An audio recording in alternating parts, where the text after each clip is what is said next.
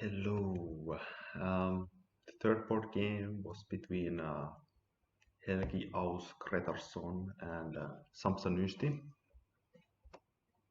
And Gretarsson also was his strongest like 20 years ago. And I also think he's not the brother or father of Hjorvar Gretarsson.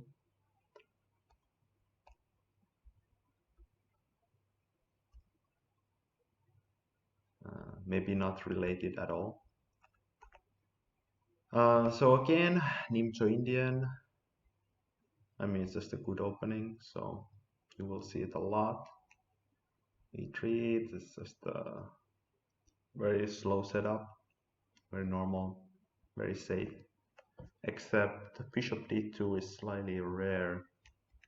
I think usually white plays Bishop D2 in this move order, and then Knight F3 or E3. I don't really know what's the difference between these move orders. Probably just some very small details. And C5 was tried, and Knight F3. This is already slightly rare. Usually in this Bishop D2 move line, after C5, white plays immediately A3. Because Bishop A5, white can take on C5, so black is forced to take back.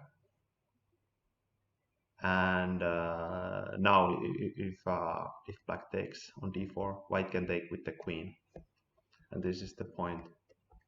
Even though black gets a tempo on the queen, he can just move, and his pieces look pretty well placed, and he has the bishop pair. So Knight F3 is slightly rare, and Sampsa just develops. I mean, he could have just taken on D4, and then if white takes back with the pawn, then black can just play D5, and then D4 is the target. And even if white captures with the knight, I think that's also, it's no big deal. The knight on D4 doesn't seem that strong. You could just play knight C6 and D5. But there's nothing wrong with B6, of course. And D5. Also here, I think often in the Bishop D2 line, if D5 happens, white should take on D5. And this might happen. Then black has these hanging pawns here. You know, black has to defend the pawns with his pieces, and that's always slightly annoying. And the pawns cannot really advance. If black plays C4, then D4 is can be used, and if D4, white can take, and then D4 will definitely be weak. So it can be a bit problematic how to handle these hanging pawns. Anyway, A3 was played, and now black gets rid of that possibility. And Bishop A6. This is slightly rare because usually black plays this when, for example, he's scared of some kind of attack, like the bishop is on D3, that's some kind of weird attack, or the bishop is really badly placed on C8. For example, let's say we have a pawn on D5, like in some French setups, then it makes sense to play bishop A6 to get rid of the bad bishop. But here there's potential to put it on B7. But the point of his move is that now if white takes on C5, we can capture back with the knight. Because right now, white is threatening to take on C5. and then we would have a weak pawn on c5. So we cannot just play bishop b7. We have to find some other way. And there was another way, knight e4. And the idea is that we just want to get rid of the bishop pair. And if white takes on c5, we can take on c3. And now, even though we have a weak pawn on c5, so does white on c3. And c3 is actually quite often a worse pawn than on c5. But the main thing is that the c file is closed, so neither side can attack the weak pawn on the c file. So yeah, knight e4 was maybe the easiest way to equalize. But bishop a6 is also okay. And now you see the problem. White gets a tempo on the knight, and black has to find a way to deal with it. It's Sampsa took on d4. Another option was to defend, and if white takes on c5, we can play a tricky move. Maybe Sampsa missed this, knight e4, because if you take back, this black has to be worried about his king safety. But knight e4 solves a lot of the problems we have. And it's quite interesting that here, I think computer even preferred black maybe a little bit. Or was it maybe after, like, let's say, so I mean black wants to play f6 and e5, and let's say white makes space for the bishop. Then in this position, the computer prefers black. Maybe it's because the bishop is just so badly placed. All the pawns are on the dark squares. I'm just a big friend of the bishop, so it's always a bit hard for me to understand when the bishop is not so great.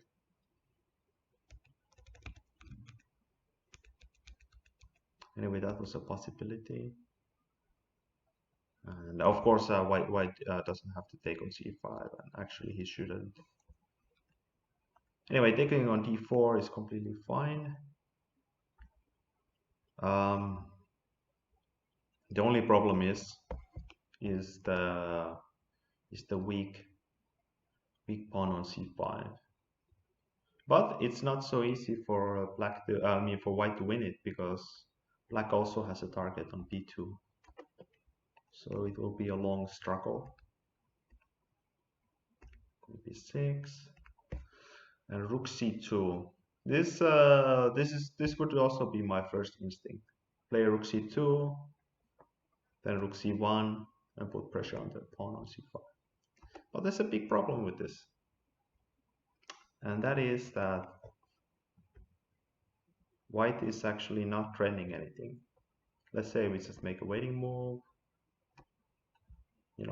so our king can escape to h7 in case this happens to be some kind of back rank check.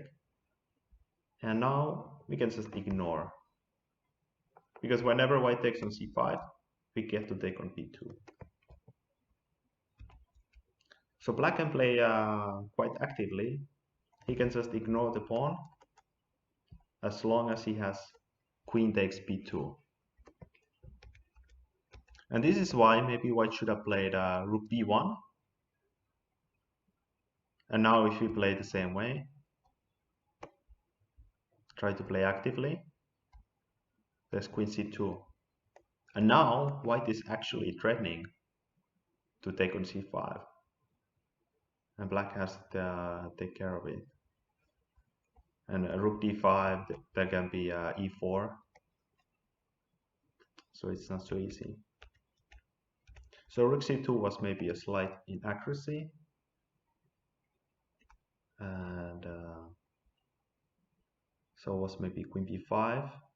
Like I said, black could have just played more actively, just ignore everything.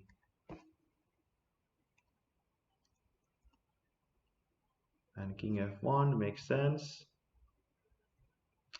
because now he gets the king to the center, and also black didn't have to take on e2. He could have done some other move, but maybe he thought, okay, this is the easiest, no need to calculate anything anymore, let's just simplify. But of course, you know, whenever you take something, quite often you help your opponent, just like in this case. Rook b7. I could have also played rook b5 with a similar idea, double on the b file, but also defend the pawn just in case. I guess Sampsa just didn't want to calculate stuff like a4 at some point. Knight e5, rook b8, and knight d3. And knight d3 looks like a completely natural move. Defends the pawn and it attacks the pawn. What could be more natural than that? But it was actually maybe another inaccuracy from white. Because if you look at the knight on e5, it's actually quite powerfully placed. It's putting pressure on f7, so the king cannot get too far. There's all kinds of knight c6 forks, for example, king f8, king e7, there's knight c6 to be worried about. And after white plays knight e3, the black knight just goes to d7. And if you look at the knight on d3, it doesn't look so active. Because once again, white cannot take on c5, we just take back and b2 falls. So at the moment, the knight on e5 is keeping the knight on f6 slightly paralyzed. So maybe white should have just defended the pawn. Let's say black gets his king up. And now, for example, one way white could try is king f3. Let's say black just tries to get his king once more closer, and now we could take on c5. And now you see the point of king f3. This rook b2 is no check anymore. And white can play rook c7 with this double idea. Maybe black still survives after rook b5, and there's gonna be some kind of rook f5 check, but you can see that the knight on e5, right now, you can see the power it has. But these things are very easy to miss. And knight e3 is just such a natural move that it's hard to not play it. And now becomes the waiting. It becomes the waiting game. Both sides have trouble finding a plan, how to make progress. And they are just shuffling pieces around, trying to hope that some kind of small error happens. But it is it's not really happening. It's not easy to make progress with the white pieces at all. And finally, white decides that he needs to defend the p2 pawn. So he will actually be threatening. He will soon actually be threatening the pawn on c5. And this was his point. But unfortunately, he was a bit unlucky here. Because right now, there's no way for black to defend the pawn on c5. If rook d5, there's e4. If rook c6, b4, and the pawn is pinned. And there's only one move. Black can deal with this pressure, and that is with c4. White cannot take because the knight is hanging. And after knight moves, knight b6 as defense, and the knight is coming to d5 and a4. And suddenly black is actually more active, and the white king is cut off on c1. So white was a bit unlucky because he basically just forced black to make a good move. There was no other option. There was nothing to calculate. And he just tried a very natural way to make progress. And unfortunately for him, it failed. And this is where the game changed. And suddenly Sampsa was much more comfortable. And if the king was still on e2, then c4 wouldn't work because white can just take and the king is defending d3. So yeah, sometimes if you play for win, it doesn't always work, even if you're if you're the stronger player. And I should also mention that this was actually the 40th move, rook c2 and c4. So both players were in time trouble, and this is exactly where the where the biggest mistake often happens. I mean, the game is still equal. Black is slightly more comfortable, but sometimes when you're slightly more comfortable, it means everything. It means basically it means the whole game.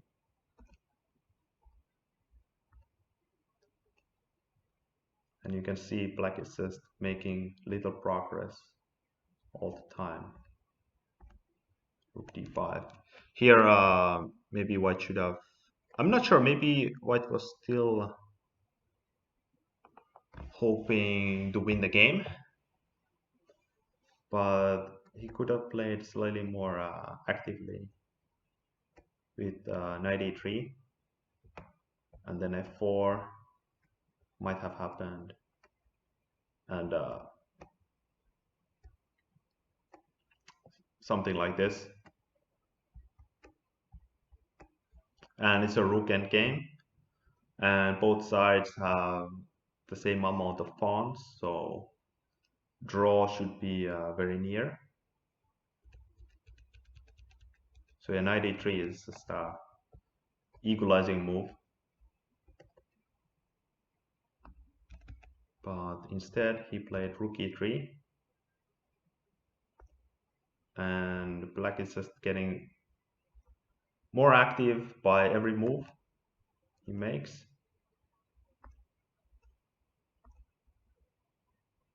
And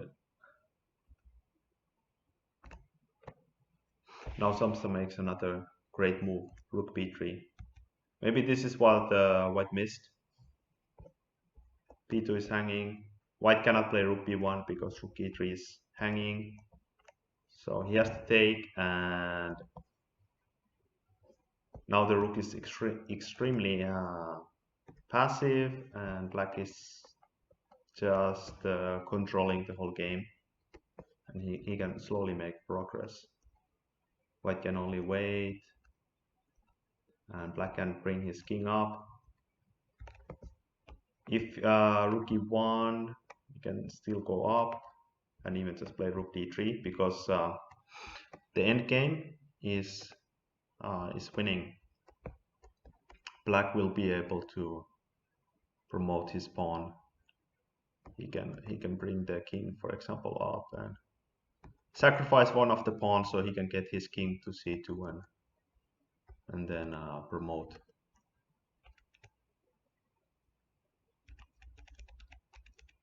So white tried g4,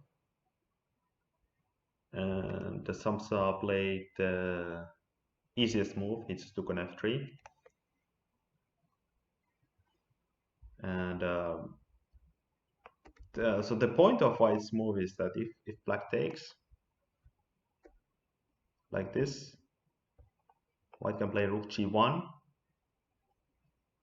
and the point is that the black rook is now suddenly passive because it's defending the pawn, and white can push the pawn forward, and the black king is too far away. Even better move than rook takes f3 was maybe f4. But this one requires more calculation. For example, something like this, f3. Yeah, just a slightly more calculation was needed to play f4, and this is just the easiest move to play for the win without sacrificing too much edge.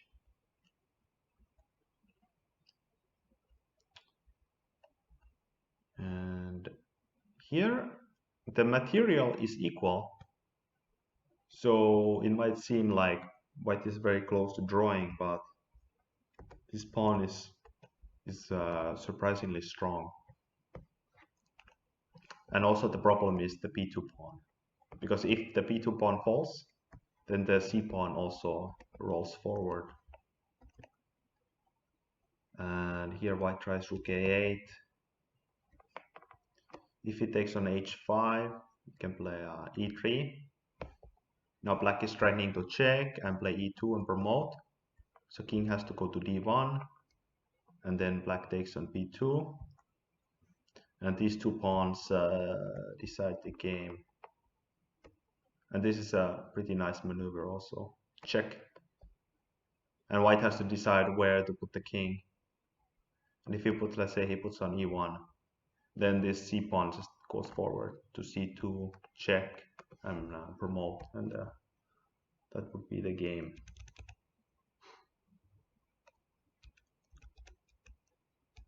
And it seems like the best move to play to fight on was rook b5 to defend the pawn.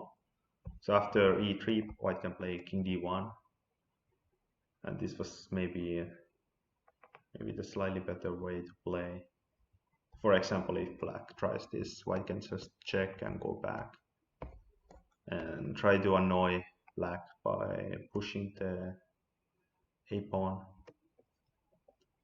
But black is still winning. Black can just take the pawn and should be able to win somehow with precise play. Anyway, rook a8 was tried, and black just pushes the pawn forward. And here was maybe a slight inaccuracy. Maybe the easiest way was just to play king f3.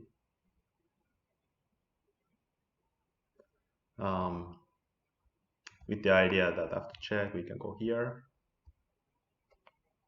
and just play e2. And black can promote because this will be a double check.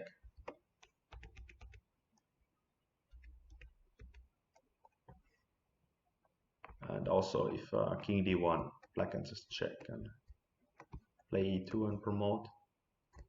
For example, king d2, check first and then promote, nothing too complicated.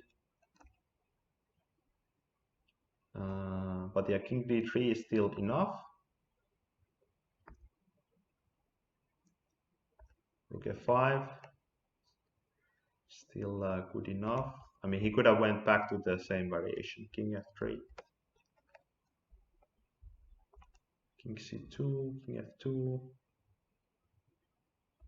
and a4 was played. So here maybe king d1 was putting more resistance. So white is topping e2, black has to check, king c2, e2, and now white gets to check, and black cannot build the bridge because the white king is too near, so this does not work. White can just take. My battery died. I had to restart the computer. So yeah, the bridge doesn't work. So black will be forced to put the king to e1, and black should still be winning, but it requires some precision, some extra precision that was maybe unnecessary to allow. Anyway, white just played a4 and allowed black to win quite easily. If not king d2, there's just a check. And yeah, black is just, it's just too fast. There's nothing white can do. Black will just promote. So yeah, this game was pretty good. Sampsa played, yeah, he just played a good game. He didn't make any big errors, just small, just a few inaccuracies. And